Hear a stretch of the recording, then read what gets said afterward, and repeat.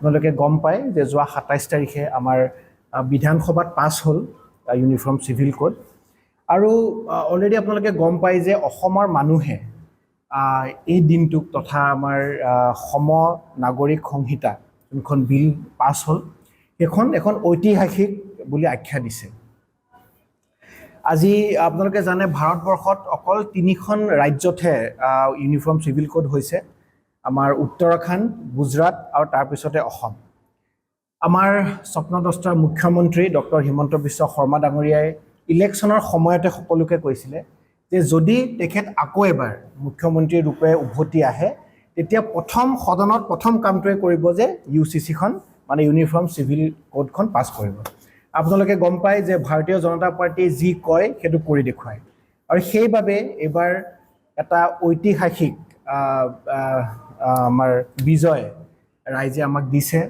ভোটৰ ক্ষেত্ৰতো আমি প্ৰায় 50% ভোট পাবলৈ সক্ষম হৈছোঁ অসমবাসীৰ পৰা আৰু আমি 102টা সিট পাবলৈ সক্ষম হৈছোঁ এতিয়া আমাৰ প্ৰথমতে মই আমাৰ ইউনিফৰ্ম চিভিল কোডতনো আছে কি মই অকমান আপোনালোকৰ তাৰ বিষয়ে ক'ব বিচাৰিছোঁ প্ৰথমতে আমাৰ বহু বিবাহ আৰু দ্বিতীয় বিবাহ নিষিদ্ধকৰণ আপোনালোকে গম পায় যে অসম আমাৰ জনসংখ্যা বিস্ফোৰণত জৰ্জৰিত কিছু সংখ্যক জায়গা আছে আমাৰ ধুবুৰীকে ধৰি বৰপেটাকে ধৰি নগাঁও মৰিগাঁও আমাৰ মঙলদৈ বা বহুত তেনেকুৱা জায়গা আছে গোৱালপাৰা নিচিনা জায়গা আপোনাৰ তাত সাংঘাতিক পপুলেশ্যন এক্সপ্ল'জন বুলি যোনটো কয় আমাৰ জনসংখ্যা বিস্ফোৰণ এই জনসংখ্যা বিস্ফোৰণ ৰোধ কৰাৰ ক্ষেত্ৰত কিন্তু আমাৰ যোনটো বহু বিবাহ নিষিদ্ধকৰণ এইটো এটা সেই মানে সেইটো ৰোধ কৰিবৰ কাৰণে এইটো এটা কিন্তু ডাঙৰ ষ্টেপ অসম চৰকাৰে লৈছে তাৰপিছত আমাৰ ইউনিফৰ্ম চিভিল কোডত আপোনাৰ বাল্য বিবাহ ৰোধ ইউনিফৰ্ম চিভিল কোডত আপোনাৰ যোনটো বিবাহৰ বয়স সেইটো নিৰ্ধাৰণ কৰা হৈছে আপোনালোকে গম পায় যে 18 বছৰ হ'ল মহিলাৰ বাবে আৰু 21 বছৰ পুৰুষৰ বাবে তাৰপিছত আমাৰ বিবাহ আৰু বিবাহ বিচ্ছেদৰ ৰেজিষ্ট্ৰেশ্যন ইয়াত আৰু এটা কথা ক'ব লাগিব যে বিবাহ যেনেকৈ নহওক কোনোবাই আমাৰ নাম গাই পেলাই বিবাহ কৰিব পাৰে বৈদিক পৰম্পৰাৰে বিবাহ কৰিব পাৰে চকলং বিবাহ হ'ব পাৰে আমাৰ ব্ৰহ্ম সমাজৰ বিবাহ হ'ব পাৰে নিকাহ বা চাৰ্চত গৈ পেলাই বিয়া হ'ব পাৰে সেইটো তাত ফ্ৰীডম আছে সকলোৰে স্বতন্ত্ৰ সেইটো কৰিবলৈ কিন্তু বিয়াৰ পিছত আপুনি কিন্তু ৰেজিষ্ট্ৰেশ্যনটো মাষ্ট কাৰণ ৰেজিষ্ট্ৰেশ্যন নোহোৱাৰ ক্ষেত্ৰত আমি সদায় দেখোঁ যে এই বহু বিবাহ আকৌ সেই বস্তুটো প্ৰচলন হয় সেইকাৰণে এতিয়াৰ পৰা য'তে যেনেকৈ মানুহে বিবাহ হয় লাগে মন্দিৰতে হওক মছজিদতে হওক চাৰ্চতে হওক বা যেনেকৈ নকৰক কিন্তু আমাৰ যোনটো ৰেজিষ্ট্ৰেশ্যন সেইটো কৰিবই লাগিব পঞ্জীয়ন কৰিবই লাগিব ইয়াৰ লগে লগে আমাৰ উত্তৰাধিকাৰীত লিংগ সমতা আমাৰ আমি গম পাওঁ যে আমাৰ যেতিয়া ল'ৰা ছোৱালী কেতিয়াবা ছোৱালী মানে ল'ৰা ছোৱালী যেতিয়া বিয়া হয় সম অধিকাৰ কেতিয়াবা নাপায় আৰু বিশেষভাৱে মহিলাসকলৰ কাৰণে আমি দেখিছোঁ যে মহিলাসকলে পৈতৃক সম্পত্তিৰ সম অধিকাৰ পোৱাত বহুত ক্ষেত্ৰত বঞ্চিত হয় কিন্তু ইউনিফৰ্ম চিভিল কোডে বা অসম চৰকাৰে যোনখন আমাৰ সমন্যায়িক সংহিতা আনিছে তাৰ থ্ৰুদি আপুনি দেখিব যে এইটো এটা ক্লেইম কৰিব পাৰিব 50% আপোনালোকে ক্লেইম কৰিব পাৰিব সকলোৱে আৰু ইয়াৰ পিছত সবতকৈ ইম্পৰ্টেণ্ট এটা নতুন কনচেপ্ট আমি জানো যে লিভ ইন ৰিলেশ্যনশ্বিপৰ এটা কনচেপ্ট নতুনকৈ আহিছে নতুন প্ৰজন্মৰ মাজত এইটো আজিকালি বহুত জনপ্ৰিয় হৈছে কোনোবা বহুতেতো সেই বস্তুটো মানে আমাৰ সমাজে কিমান দূৰ স্বীকৃতি দিয়ে আমি নাজানো কিন্তু আমাৰ চৰকাৰে এটা বহুত ভাল পদক্ষেপ লৈছে সেইটো হ'ল যে পঞ্জীয়ন কৰিব লাগিব যে কোনোবা যদি লিভ ইন ৰিলেশ্যনশ্বিপত থাকে তেখেতসকলে ৰেজিষ্ট্ৰেশ্যন মাষ্ট কাৰণ আপোনালোকে গম পায় বহুত ক্ষেত্ৰত এনেকুৱা হৈছে আমি দেখোঁ যে ল'ৰা ছোৱালী একেলগে ঠিকেই থাকে এমাহ দুমাহ এবছৰ থাকে কিন্তু যোনদিনাখনে এখনে এৰা এৰি হয় তাৰপিছত ডিপ্ৰেশ্যনত আহি পেলাই ছুইচাইডলৈকে কেছ হৈছে কিন্তু এই বস্তুবিলাক কোনো গভৰ্ণমেণ্টে বা কোনো মানুহে এড্ৰেছ কৰা নাছিলে কিন্তু ডক্টৰ হিমন্ত বিশ্ব শৰ্মা ডাঙৰীয়া আমাৰ জনপ্ৰিয় মুখ্যমন্ত্ৰী তেখেতে এই কথাটো ভাবিছে যে যদি কেতিয়াবা সেই ৰিলেশ্যনত থাকি পেলাই যদি এটা আমাৰ সন্তান জন্ম হয় সেই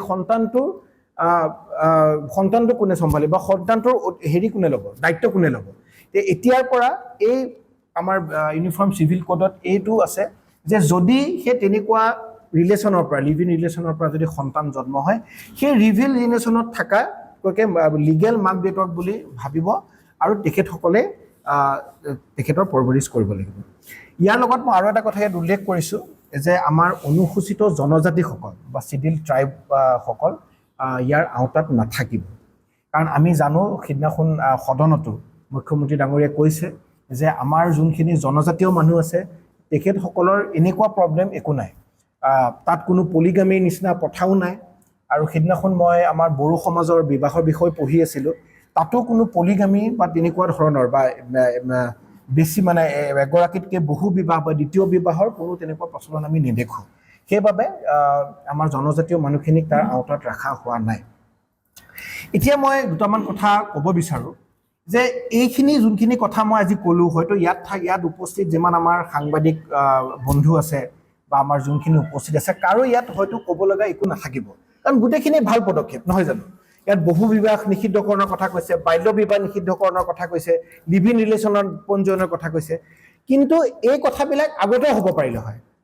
কিন্তু কংগ্ৰেছ চৰকাৰে এই 60 বছৰ 70 বছৰ আমাক শাসন কৰিলে, কিন্তু এনেকুৱা ধৰণৰ নীতি কেতিয়াও নানিলে। সকলোৱে হয়তো জ্ঞাত, যেতিয়া কনষ্টিটুৱেণ্ট এছেম্বলি আছিলে আমাৰ, যেতিয়া 1948ত যেতিয়া আমাৰ কনষ্টিটিউশ্যনখন বা সংবিধানখন কেনেকুৱা হ'ব, যেতিয়া আমাৰ B.R. আম্বেদকাৰ ডাঙৰীয়াৰ নেতৃত্বত সকলোৱে কথা পাতিছিলে, সকলোৱে যেতিয়া মত ব্যক্ত কৰিছিলে, তেতিয়া কিন্তু এই ইউনিফৰ্ম চিভিল কোডৰ কথাটো আহিছিলে। সেই তেতিয়াই ডক্টৰ আম্বেদকাৰে কোৱা কথা যে আমি দেশত সম অধিকাৰ আনিবৰ কাৰণে কিন্তু আমি এই ইউনিফৰ্ম চিভিল কোডটো আমাৰ মৌলিক অধিকাৰ, অৰ্থাৎ ফাণ্ডামেণ্টেল ৰাইটছলৈকে আনিব লাগিব বুলি তেখেতে কৈছিলে। কিন্তু তেতিয়াৰ সময় কনষ্টিটুৱেণ্ট এছেম্বলিত বহুত তৰ্ক বিতৰ্ক হৈছিলে, বিশেষভাৱে আমাৰ তেতিয়া মুছলমান যোনখিনি নেতা আছিলে তেখেতসকলে সেই কথাটো মানা নাছিলে। সেইবাবে আমাৰ আৰ্টিকল 44ত, আমাৰ সংবিধানৰ আৰ্টিকল 44ত ইউনিফৰ্ম চিভিল কোডটো ৰখা হ'ল, য'ত ডাইৰেক্টিভ অফ ষ্টেট পলিচিত ৰখা হৈছে। আৰু ডাইৰেক্টিভ অফ ষ্টেট পলিচি মানে কি, যে দেশত অনাগত দিনত এই ডাইৰেকশ্যনত যাতে এই দিশে দেশখন চলিব তাৰ গোটেই বিৱৰণ দিয়া আছে। আৰু আৰ্টিকল 44ত ইউনিফৰ্ম চিভিল কোড যে হ'ব লাগে তাৰ বিষয়ে সংবিধানত আছে। আপোনালোকে জানে যে বহুত কংগ্ৰেছী বা আমাৰ বিপক্ষৰ যিসকল দল আছে কেতিয়াবা ক'ব খোজে যে বিজেপিয়ে সংবিধান সলাই দিব বা সংবিধান মাতিব নোখোজে, কিন্তু কথাটো এনেকুৱা নহয়। তেখেতসকলে পাহৰি গ'ল একচুৱেলি এতিয়া সংবিধানতনো কি আছে। আৰ্টিকল 44ত স্পষ্টকৈ আছে যে ইউনিফৰ্ম চিভিল কোড আমি কৰিব লাগিব। B.R. আম্বেদকাৰৰ লগতে, তেখেতটো আমাৰ সংবিধানৰ প্ৰণেতা আছিলে, তাৰ লগতে K.N. মুন্সী ডাঙৰীয়া কংগ্ৰেছৰ তেতিয়াৰ লিডাৰ, তেখেতেও কৈছিলে যে দেশত যদি আমি সম অধিকাৰ পাব লগা হয় তেতিয়া কিন্তু আমাৰ ইউনিফৰ্ম চিভিল কোডটো আমাক লাগিব। আৰু ইয়াৰ পিছত যেতিয়া আৰ্টিকল 44ত এইটো ৰখা হৈছিল, তেতিয়াও কিন্তু আম্বেদকাৰ ডাঙৰীয়াই বাৰে বাৰে কৈছিল যে এতিয়াতো নকৰিলোঁ আমি নালাগে, কিন্তু অহা 10 বছৰৰ ভিতৰত কিন্তু সেইটো আমাৰ যাতে বলবৎ হয় দেশত, সেইটো তেখেতে কিন্তু কৈ গৈছিল।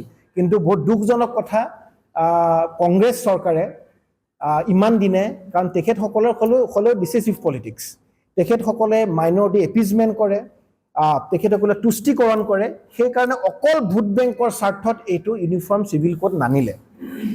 আমি আৰু এটা কথা ইয়াত ক'ব বিচাৰিছোঁ যে অকল তেতিয়া সংবিধান প্ৰণেতা আমাৰ ডক্টৰ B.R. আম্বেদকাৰেই নহয়, সুপ্ৰিম কোৰ্টেও ইয়াৰ ৰায় দি গৈছে যে আমি 1985ত মহম্মদ আহমেদ খান ভাৰ্চেছ শ্বাহবানু বেগমৰ এটা কেছ আছিলে, য'ত মহম্মদ আহমেদ খানে শ্বাহবানু বেগমক 3 তালাক দিছিলে। তেখেতে বিয়া পাতিছিলে, ভালকৈ বিয়া হৈছিল, কিন্তু 3 তালাক দি পেলাই ডিভৰ্চ দিছিলে।